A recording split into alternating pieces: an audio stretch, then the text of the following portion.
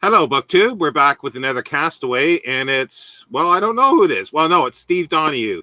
And thanks for joining me, Steve. And tell me about yourself and your channel, as if nobody knows, Uh, well, about myself, I'm a book reviewer and a book section editor and a book columnist. And I am, as far as I know, the only book world professional who has joined BookTube or even knows that it exists. And about my channel, I was convinced by a couple of wonderful young people to make a BookTube channel. And for the last 6 years, I have been nattering pointlessly about endless numbers of books. First with 2 dogs, and now with only 1. Well, I think we can glimpse her in the back there. There's my baby bean. She's at her window, but without a lot of spirit. It's very humid, so she's wilting a little. And you read a few books every day, don't you? 1 or 2? I do. I read between 120 and 150 pages an hour, and I read for an average of 10 or 11 hours every day. Not picking at it, not, oh, I'm going to get to it, not, oh, I'm so distracted, but a solid block of that, and sometimes longer than that, a lot longer than that, which adds up to a fair amount of books. And that's good because the remit that I have set for myself in terms of reading is covering a representative fraction of the new releases in the 15 or 16 genres that I read in the American book market. And you know as well as I do, that's an avalanche of books. There's no chance anyone could ever do that. That's 300,000 books a year. Even if you start doing the comfortable math on that number, 300,000, I think it's 250,000 in the UK. Even if you go at that 300,000 and you start doing very comforting math, so you say, let's say 50,000 of those are religious or school book publications, reprints of Bibles, study Bibles, devotionals, that sort of thing.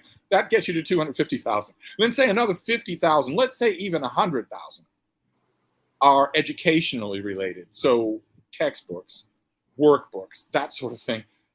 You're still at 100,000 books. That's an unbelievable amount of stuff. So, yeah, and if you carve that off and say maybe let's say 50,000 of those are reprints, it's still 50. It's still more than anyone could read. So yeah. I still try. It's still crazy, but I try. Yeah, that's what I mean. Like even if you got it down to 50,000, that's still a huge amount.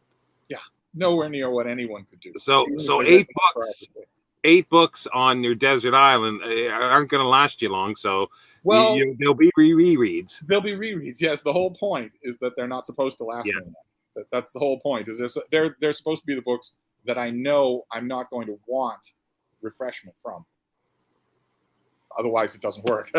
Yeah, no. Exactly. And I know this from firsthand experience. I would be willing to bet that I'm the only castaway who will ever be on this series who's actually spent time on desert islands.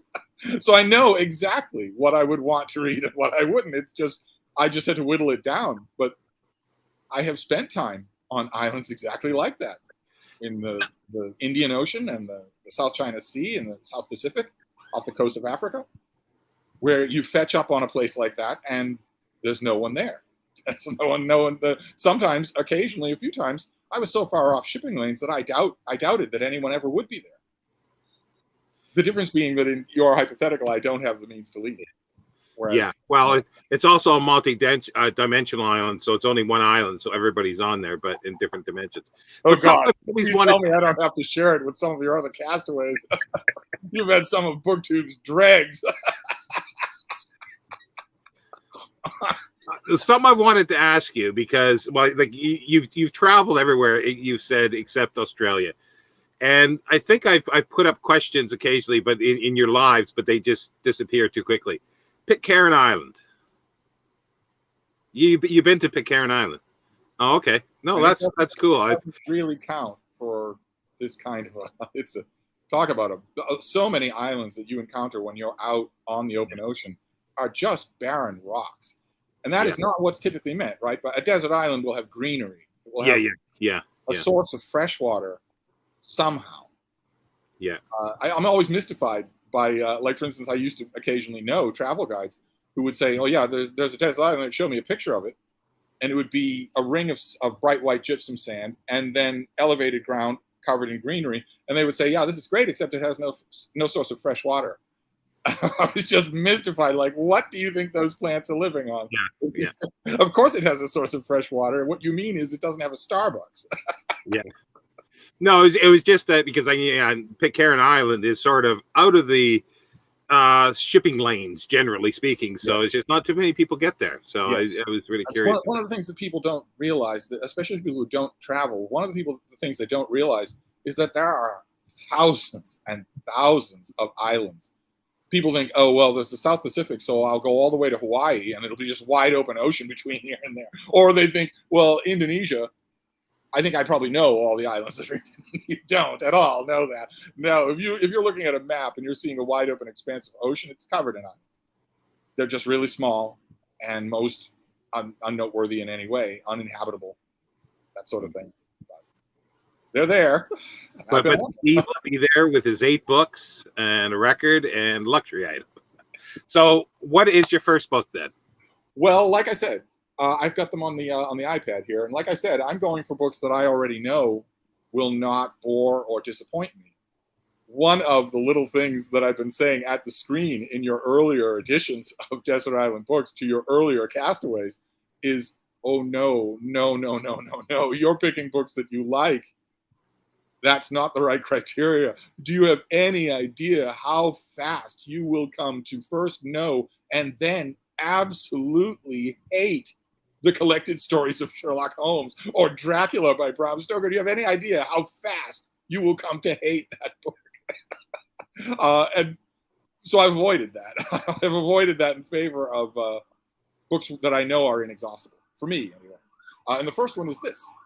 Now this is how are we doing here? There we go. Plutarch's Parallel Lives. And this is just a cover that I pulled off the internet. But the important thing about it is that none of these books, these are all just covers that I pulled off the internet. They aren't the form of the book that I would use. If I were on the island, I wouldn't. I can't manage the angles here, but I would want the whole text of Plutarch, and I would not want an English language translation, so that I was wondering what the translator was misunderstanding or whatever. So, and that right there means that, in addition to the fantasy element of the destination, there's also a fantasy element to my books, because as far as I know, that does not exist in the bookish world today. A big fat 1-volume edition of Plutarch in Greek. I don't think such a thing exists, which is unbelievable. But I can, if I'm calling my fantasy books, that's the first one that I'll choose. Yeah, because I guess closest you're going to get is the Harvard, right, the Loeb editions that are, but 15 volumes, something like that. Yeah. And that are always inelegant and inorganic. They're not the way Plutarch intended the work. I'm cheating just a little because this work Plutarch intended it this way, but it never appeared this way in his life. But he did intend it this way. So I'm cheating a number of times along those lines. Well, like as we'll be doing mine, and I'm cheating on something as well. But we'll get there. But yeah, like Dryden, I guess, is the one that I thought you might have taken if you were going to take a translation. This is the Dryden edition, revised by Arthur Hugh Clough. But that's not good enough at all. It's not what I would want if I had my ideal choice. It's 1,100 pages, but it's 1,100 pages of restoration lawyer talk. Plutarch would not, if you translated it into the argot of his day, he would not have recognized it. So I'd want him, just him. And then my next one will be equally predictable to, like, for instance, viewers of my own channel, and that is Ovid's Metamorphoses. But again, I'm just showing you a cover that I found on the internet. I would want Ovid himself. I would not want to be sharing a presumably small island with a translator. I would just want Ovid by himself. And he's the closest that I come to the kind of Dracula or Lord of the Rings or that kind of fallacy. He's the closest that I come. This would be the book I would probably read the least.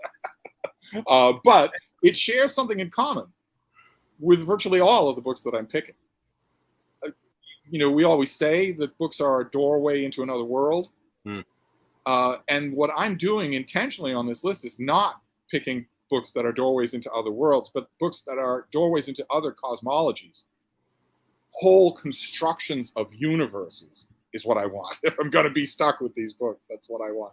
That's mostly it. Ovid's not that. Although you could say that he is. He is the whole cosmology of Roman mythology. But yeah, you're throwing a monkey wrench into this, because I can't read Greek or Roman, so I can't comment on the translation. You know the books, though. Yeah, I know the book. Yeah, but where did you start? Like, where would the Ovid's Metamorphoses? When was the first time you read that, and how did it actually affect you? Well, I read it for the first time a very, very long time ago, and the first time that I sensed its magic was when I saw the way Ovid was folding stories into stories. He's very good at telling stories, but he also folds them into each other. It's a nightmare of a narrative in terms of translating it, but in terms of reading it, it's just unbelievable. I always used to say to students, imagine that you have a whole crowd of people around a fire at night in a camp, and one person starts telling a big, elaborate story. And I mean, you let them go on for 30 minutes telling their big, elaborate story. And then they stop that story, and the next person tells a story told by one of the people in that story that is its own story, but also reflects on the first story. And the third person has to incorporate someone from the second story that also incorporates the first two and reflects back on them in terms of theme and even word choice. That's what Ovid does throughout. He doesn't just, it's not just here's a story, now here's another story. The stories are born out of each other and are part of each other and reflect on each other. And the minute I saw how that was happening, I was hooked. I was absolutely hooked. Yeah, I had a feeling that was going to be your answer, but yeah, no, it's a long time since I've read it, but it's like the one thing that reminded me of it very slightly was when I read the Decameron earlier this year, and there is that, right? He does that a little bit, but not as depth. Yeah, right. And the reason that he doesn't do it a lot is maybe a little bit demoralizing for modern readers to hear. Maybe they don't want to hear it. The reason that Boccaccio, let's hope that Tom L.A. Books is not listening, but the reason that Boccaccio doesn't do more of that technique that he lifted straight from Ovid is because he's not technically able to do it. It's incredibly hard to do. He does as much of it as he is technically able to do, and that's all. It's the wisdom to stop. But Ovid, his genius is just infinite for that. So that you will be buried in the third story Matryoshka doll that has flowed from the original story that you started with. You'll be buried in that third story when a character is telling the story of another character who is telling the story of the original character. And the first character is a man, the second character is a woman, the third character is a woman, and that woman will say, will pause, and the narrative will say, he reflected. And it's not the first man, it's the first teller of the story. And you're just, it induces vertigo. It's just beautiful the way it does. And it's always in unbelievably precise control. But still, I would get sick of it. I would get sick of it if it were the only thing. And the same thing with this next one. This next one, it's Marco Polo. It's the travels, but again, I would want a fantasy version of this book. So I wouldn't want any English translation, but I also, just for my own sake, I would not want the original version either. There was a version that came out very soon after this book started appearing in Venetian. And I really, it's a weird kind of thing. Remember, a wit once said that a certain work of English literature was much improved in translation out of English. And this is one of the cases where I honestly think that's true, where that version is better than the original version. And also, I would, for an ideal version of Marco Polo, I would want the whole thing. Yeah, some ham-handed Oxbridge scholar saying, "Well, this is a good tale, isn't it?" I want everything and the fragments. I want all of it. Has that ever been published in English? Oh, I'm sure. In English now. I don't think so, unless it's some really obscure academic press. Yeah, because I've been wondering about that and looking for it because I got interested in it again by reading the Future History Project. There was one of the bad books, but they were back in China and met Marco Polo, and I go, I really like to read that again, but I want to read the whole thing, but I couldn't find anything. So no, and I don't mean any disrespect. Signet did a great 1-volume abridgment. Penguin did a 1-volume version that sold like the dickens. I forget who did the translation on that, but it was very well done. It's just, if I'm on a desert island, then I want the book. I want as close to Marco Polo as I can get, which you'd think would be the way he originally dictated it. But it feels more natural in his own Venetian. It feels more natural that way. There are certain, I'd want it that way. It's just, I get to pick, right? They're fantasy books, so I get to pick. Yeah. I'm starting to wonder now if any of the books that I'm going to be listing were written in English. That's going to be a little weird if that turns out not to be true. Because my next book Can you read Venetian? Can you read Italian, like the Italian of Marco Polo? Period. Well, yes, but the Venetian would be in some ways very different. I would be talking about the Venetian of his period. There was a Venetian edition, it's probably very collectible now, that came out and did well. Of course, Venice was enormously proud of him, so it came out and did well, and that's the edition that I would want. There was one particular edition from centuries ago that came out in Venetian. It was gorgeously made, and it was really well done. It had a very good introduction, very good preface, and a really good, interesting period map. I forget who produced it. There'll be a book collector out there somewhere who will know. But it was a gorgeous thing. I think there's a copy that exists in the Laurentian Library or somewhere that I would want to bring that to my desk. Do you have Zach on speed dial? If he doesn't know, he'd be the one to research it. But my next book is also a bit of a cheat. Because like Plutarch's Lives, the author never lived to see it complete, but he did write it complete, and that is Livy. This, from the founding of the city, Ab Urbe Condita, was the massive work that he spent his whole life writing. Didn't do anything else. When he needed money, he did a reading on Palatine Hill or whatever, or something like, or gave a tutorial session, but always using his own text. He worked on it his whole life, and it was clearly conceived and meant to be one book. So I'm cheating just a little. I would want one book. I wish that I could cheat even more and say I want the whole thing instead of just the bit that we have. But I'll take the bit that we have, which again has never, to my mind, been done. No, well, Michael K. Vaughan had you editing, I think, or the introduction. Really? Oh my! Well, I mean, Penguin chops it up. Oxford World Classics chops it up, and when they chop it up, they leave stuff out. And I wouldn't want that. I would want every last bit and all the variants, all of that in a really good edition, one big volume of what we have of Livy. That would be awesome. Yeah, because when I first read it, and sometime in the 80s, I read The War with Hannibal first because that's all I could find. Because I was picking up used copies. Yeah. So I read it all out of order, and I've never read it from beginning to end in the sense that it was meant to be read. And it's something that's always bugged me because I thought I bet I'll have a different feel of it and understanding of it if I do it in the order that it was meant to be. Yeah, it amazes me that it's not available. That amazes me. Same thing with Plutarch. It just amazes me that we don't do this. That no reprint house has thought, well, we should do this even if hang the expense. We should do this anyway. That amazes me. Now maybe somebody who's watching will be able to point to an edition that does exist. That would be great. I would love to know about it. I don't know. Yeah, well, that's the thing. Like the only one for Plutarch is the Dryden. It's the only one I know that's ever been done in sort of a single volume. Yeah. Altogether, and that's the what is it? The Modern Library did that. Well, that would be my choice there, and that's the same reason, because it's a cosmology. It's not just a history book. Yeah. It's so much more than that. Once you read it front to back, it's so much more than that. And so do I dare ask what translation are you going to have? Of Livy? Oh no, no, no, no, no, no, no, no, no. The things that Livy does with his own language are unbelievably beautiful.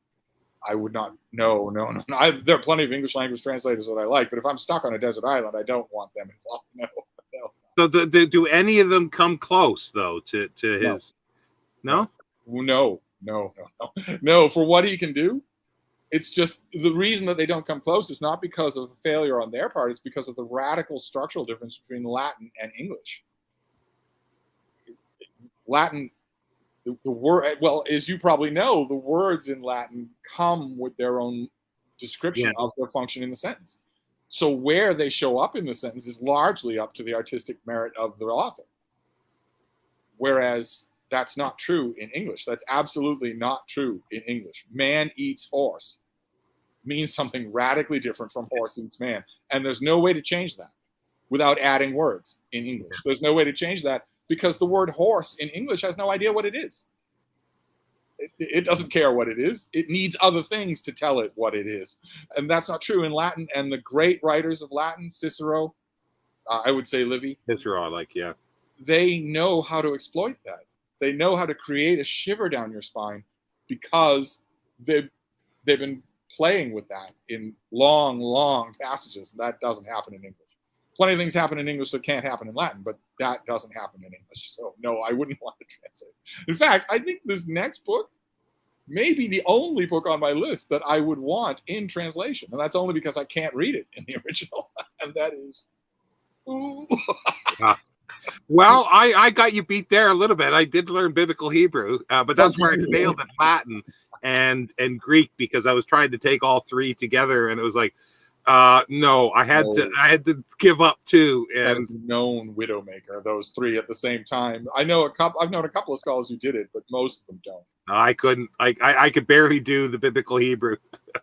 Yeah. Well, no, I would want the Bible not only in English but in the King James version. I'd want the King James Bible because it's inexhaustible. I think I would know by now if it weren't, considering how long I have tried to exhaust it. But it's inexhaustible to me. And again, like so many of the books on my list, I realized this after I'd made the list. It's also a cosmology. It's not just a story. It's a whole world. Yeah. A whole universe. Which is what I want. That's what I want for these books. I want to be able to go into them at any time on my desert island and encounter, live on a world inside that cosmos. Or a couple of worlds. I always ask the people that have taken the Bible, do you have a favorite book or section of there that sort of stands out more than others? Well, for me, I mean, if we're talking about the whole Bible, the King James Bible, then it's the Gospel of St. Luke for me. But I know that usually when people are asked that question, they are expected to name an Old Testament book. Or fail to do so, as Donald Trump famously did when asked what his favorite part of the Bible was. Because you could see in his tiny little ferret wheel brain, well, does it ever mention me? Because that would be my favorite. And then he thought something in his brain told him, well, if I say that it does and I'm wrong, I'll look dumb, so I better not. Well, it mentions a serpent. So it mentions a serpent, yes, and Balaam has an ass. Yeah. But no, for me, it would be the Gospel of St. Luke. Yeah. Which I think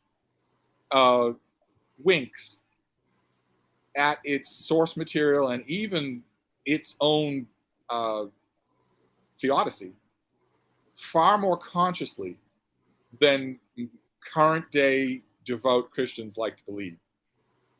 I think it winks at that material. I mean, I'm not saying that it's irreverent or subversive, but I think it winks at its source material more than any of the others do. Certainly any of the other Gospels do, yeah. And something about that just appeals to me. Luke is the only Gospel. I know you're supposed to say this about John, but Luke is I shouldn't say the only one, but Luke is the main Gospel where when I'm reading it, I have a feeling of the author's presence. Not just the material's presence, but the author's presence. I don't get that with John. I know I'm supposed to, but I don't. I get it with Luke. And I guess I don't get it with John because with John, you've got the megaphone. It's just a megaphone. And with Luke, you don't. There is modulation of mood. Luke seems to me to be closest to a person who was not only writing a gospel, but knew they were also writing or trying to write literature. And in the analytics of the time, a gospel did not need to be literature. It just needed to do its job. And Luke strikes me as the New Testament writer who is most visibly sort of pushing against that a little, and I like that very much. He's not the dramatist that Matthew is, and he's not the rhetorician that John is, but he's a person to me. So, sorry if that's too dorky.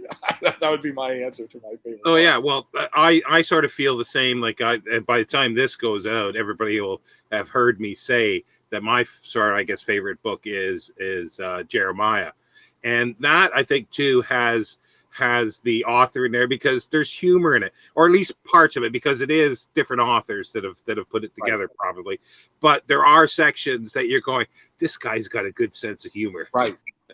And you can tell in some parts of Jeremiah, you can tell that some of the contributing authors aren't the biggest fans of some of the other contributing authors, and that tension makes it unbelievably good reading. Again, there's no irreverence, there's no subversion, but it's that feeling. It's like if we got Jason on the call, it's like the medieval monks, right, who are copying out manuscripts in their abbeys.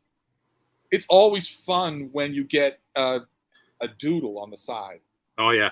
Or a little bit of marginalia, like the monk will be dutifully copying out the commentary on the Gospels, but on the side he'll be saying the very devil is in this ink bottle, and he writes it on the page, and that. It's the moments like that really, really bring it to life. And, Jeremiah, I would say, is an exception in the Jewish Bible for that. You can go long, arid stretches where you don't find anything like that. And then when you do, it's all the more refreshing. Well, it's sort of like, I remember the story, I think it could have been in the Babylonian or the Talmud, one of them where there's rabbis basically arguing on a point, and then God pipes in and they basically says, shut up. Yes, because they're having fun. They're having fun talking about it. Who needs you? But when I was making this list, I worried about exactly what is happening right now. I told myself, it'll be just fine until you and Shawn start talking about the Bible.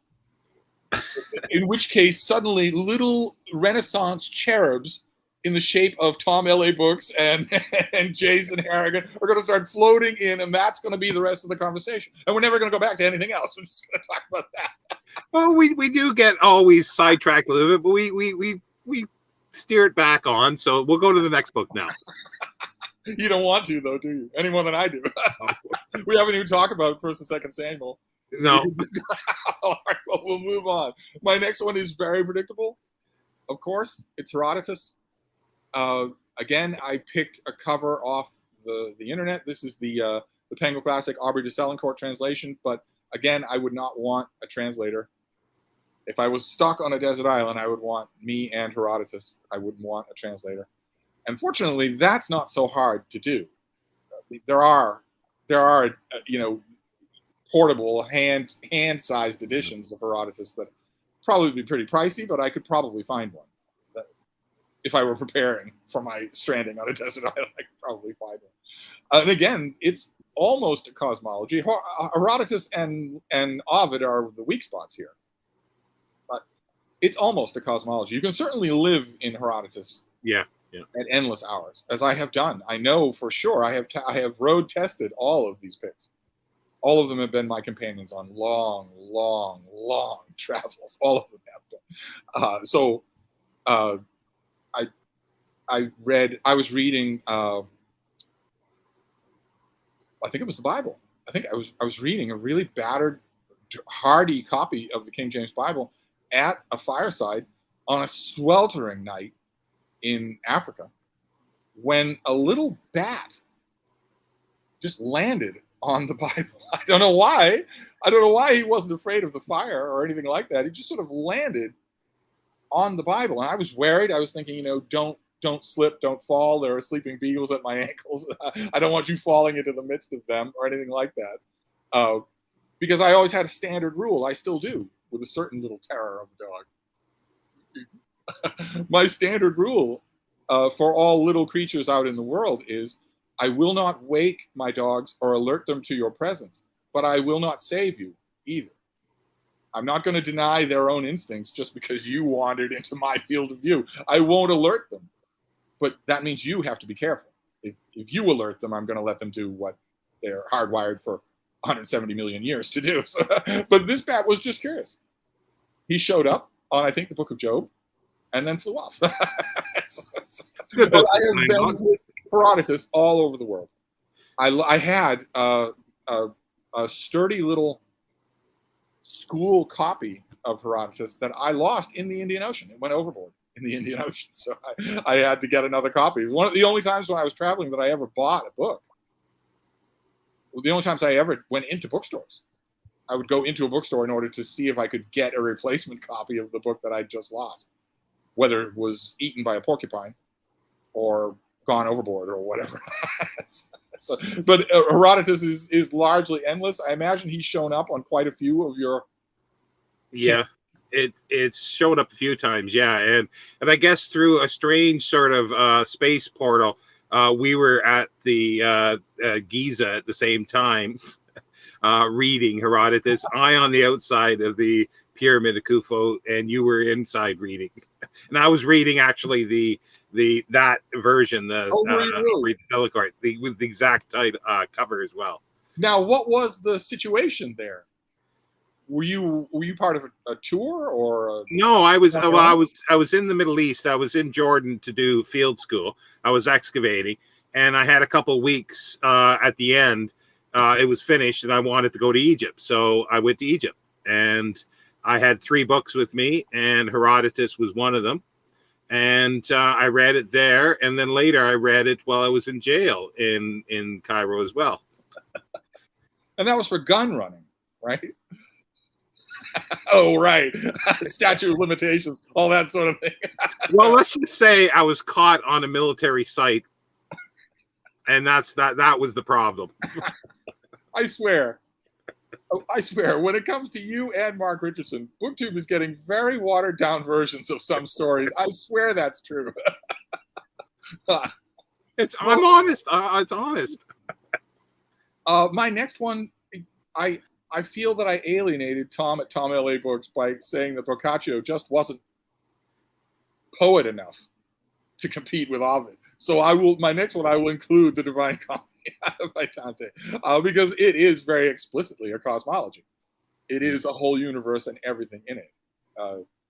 And I'm lucky enough that I wouldn't need a heavily annotated version of Dante, so I could just have the work and cogitate on all the different things that he's doing in this book, in this endless. I know these choices are all very predictable, but I have taken the Commedia so many places. I have read it so many places that I know for sure. Again, it's road tested. I know that it is inexhaustible. I know that it will work.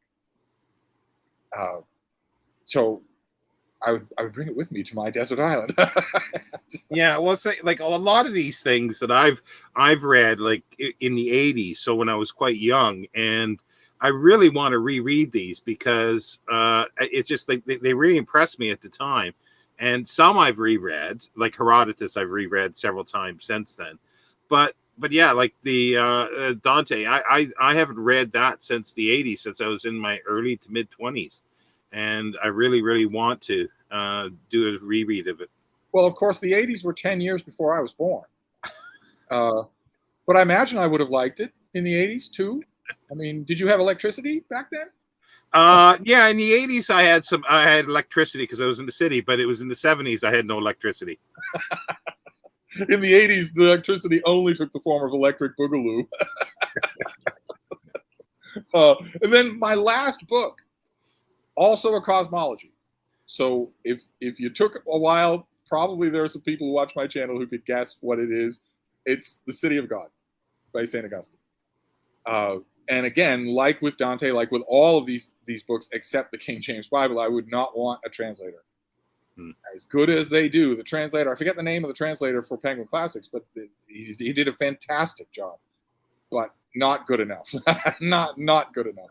And the City of God is a gigantic cosmology. It dwarfs even what Dante does, and, which means that on a desert island, if I feel like reading, I can move into this book and move into one sphere, one world, one connection of worlds, and never get tired. Just never. I'll never run out of worlds. So that's what I want, absolutely. Although another piece of heresy that I should probably mention is that when you actually are on a desert island, you really don't feel like reading. You really don't. You have your book, sure, but it's not like you're thinking, what am I going to do today? It's really not that at all. Those were the times when I did the least reading.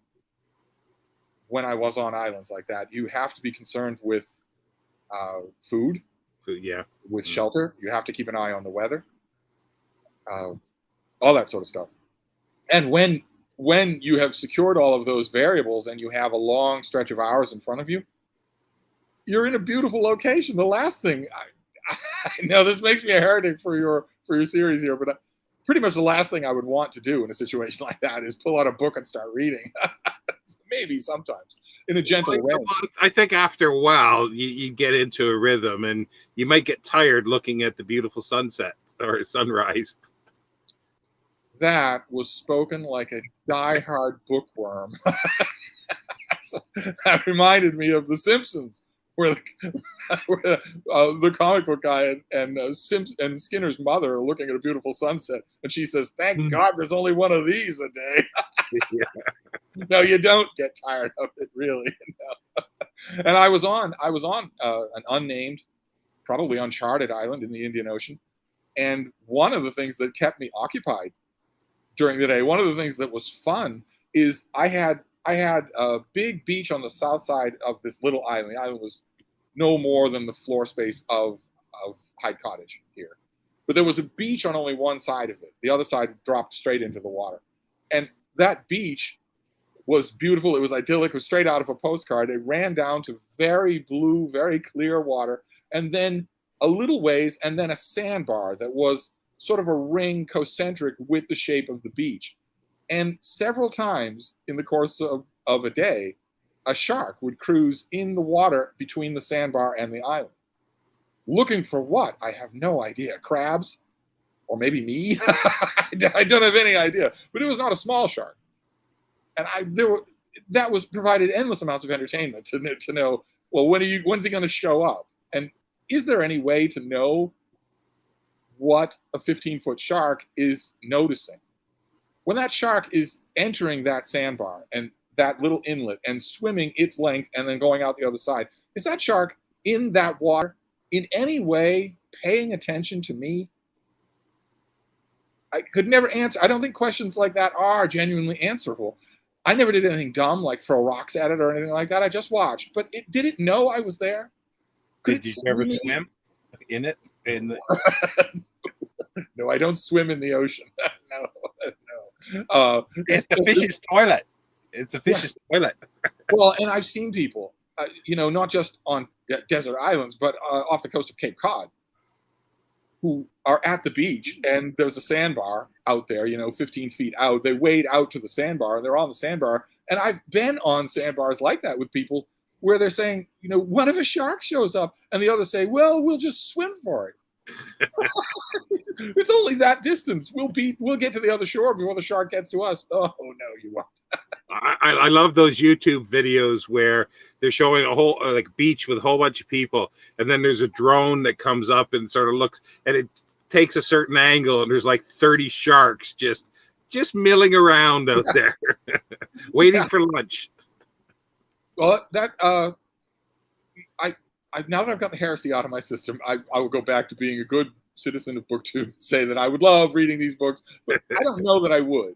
But if I did a lot of reading, these are my 8 books. These are the 8 books that I would pick. I know for sure that I would not get bored with any of them. No matter how long I was on the desert island, I would not get bored with any of them. Yeah, it's now making me second guess some of my picks here. But I did something similar. But the one thing that I would hope for viewers, certainly it's been my effect from watching these videos, is that if they see many different castaways come on board your series, And those many different castaways have some books in common that maybe some of your viewers will think, gee, I should read that book. if all these different kinds of people are saying that, yes, they would definitely bring that to a desert island, if it came to their mind, then I should probably read that book. That'd be great. Get a few more converts to Dante or even the Bible would be great. So, music. Yes, music. Music, where I'm going to lock horns with my host, who sent me a stern instruction saying that my music could not be John Philip Sousa, but it is John Philip Sousa. You're not going to be on the island with me. I'm not going to be on the island listening to whatever you would pick, probably prog rock.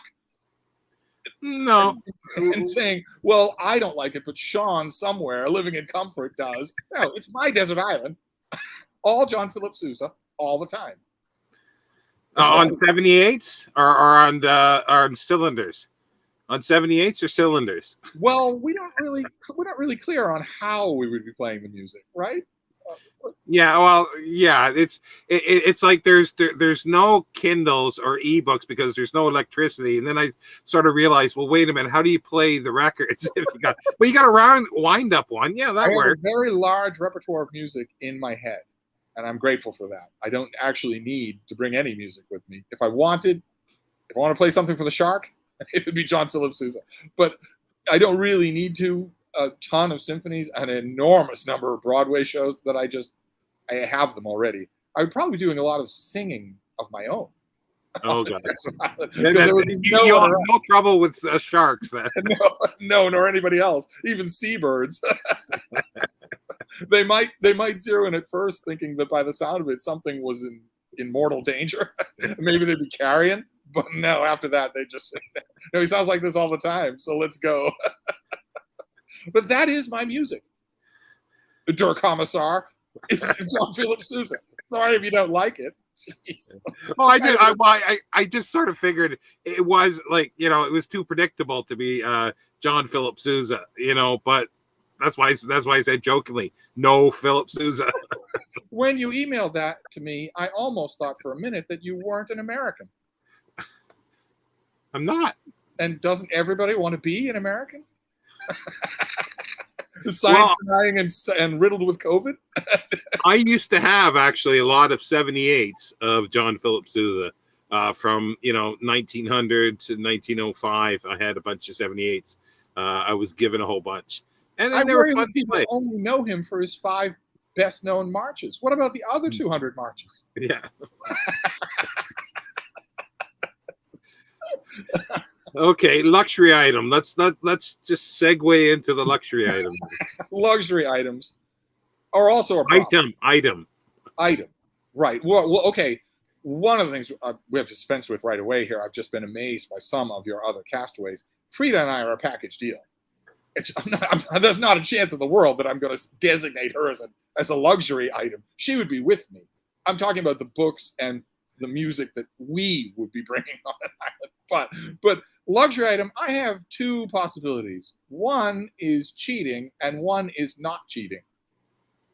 No computers. The not cheating item is dental care, a kit for dental care. So fast drying biogel, dental paste, flossing, a toothbrush, that sort of thing. Because if you can be on the most beautiful desert island in the world, if you start to abscess, you're not going to care. so dental care would be my non-cheating luxury item. It's not very luxurious, but you're going to want it. You're really, really going to want it. But my cheating luxury item is an iPad, where the back of the iPad is a solar panel. So I leave it face down in the sand all day long, and it's charging to 100%. And then I don't have to worry about 8 books or all the John Philip Sousa marches in the world. I mean, no electricity, fine. But yeah. the device has circuitry. It doesn't need an electric current. Yeah, but the whole point is that because you have to limit to 8 things and one sort of a piece of music. I've been lenient with the music, like box sets, but the thing is, it destroys the thing when you can take 100,000 books on a device, that you can put in your pocket. Right. Well, and partially my cheating is fictitious anyway, because the device that I want doesn't exist. It should. There should be a 10-inch tablet that charges all the time when it's in ambient light. Well, that is easy to. That technology already exists. That is easy to do. Well, you could buy little solar panels that are about this size, like a foot long, that you can put in your window and do stuff like that. So you can just plug it in and it should charge it. Right, but you could also charge this on the device. You could make the back of it. You could, With microcircuitry, you could make the back of it a working solar panel. And then it would never need electricity. It would just need to be out in the sun. And it would work if they can make tarmac for roads, basically they've been doing that. I think ceramic. I think they can charge it just because you got all these roads, so you just have solar panels that are the roads. Yeah, and then you don't have to worry about snow in the wintertime either. Yeah, but there's some cheating that we do, and then there's other cheating that we're not allowed to do. Because really, the whole of this exercise is cheating. Because if you were stranded on a desert island, your main and only concern would be vitamin C. Otherwise, you're going to go crazy and die in a week, 2 weeks at tops. You'd be on a constant search for water, roughage, vitamins, that sort of thing. Nobody ever talks about that. Nobody ever says mangoes and pineapples. There aren't enough mangoes in the world. Not enough in the world. And, well, on the one island that I mentioned, there was very little in the way of a fishing option because of that shark. That shark was always there. I could fish on the steep side of the island, a little, but not where it was most convenient. But even then, even if you were on an island that didn't have its own shark, you'd still have to be fishing all day long and drying clothes and et cetera, et cetera. But it's Shawn's fantasy. So what are you clothes for? You don't wear pants, so you won't be wearing pants out in. No, so I'd never be rescued. Passing ships would the minute they brought out the binoculars, it would be, I don't see anything, do you? I'd never be rescued. Although I should point out, it doesn't matter, it's decades and decades ago, but I should point out to the more sensitive-minded members out there that when I traveled, I was fully clothed. Thank you for that. Well, you're quite welcome. Well, thanks, Steve, for this. And now just, I guess, talk about any upcoming projects on your channel, I guess. And remember, this is going to be coming out beginning of September. So it'll be September. Okay. Yeah. That's a bit of a backlog. So the most dreaded booktube event of them all, Garb August, will be over.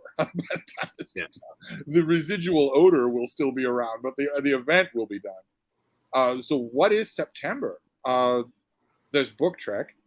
Celebrating Star Trek. You can't forget about another one that's happening at that time as well. Yes, right. It's what's it called again? Babylon 5 2022. Oh, God help us. That's a whole nother video on its own. But I mean, Book Trek will still have a month to go for September, so I'll be doing that. What else? What other book? I'll try to do a whole bunch of booktube events every month. I try to. Well, we've got something we might as well say at this point because it will be announced. Is Dictember? Oh, yes, indeed. We're stealing a little. Explain what Dictember is, Steve. Do that in the most cleanest language that you can.